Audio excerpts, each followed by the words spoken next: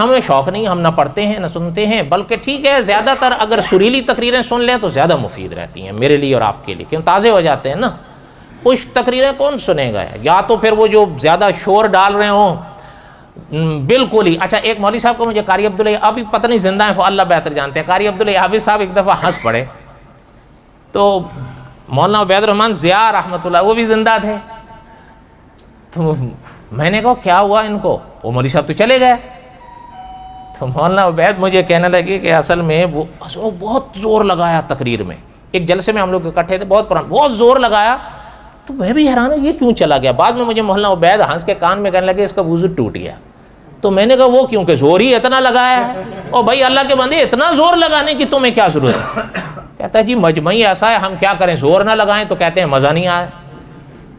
اچھا یا پھر یہی چیز ہوگی، یا تو مزے آئیں گے یا معلومات ہوں۔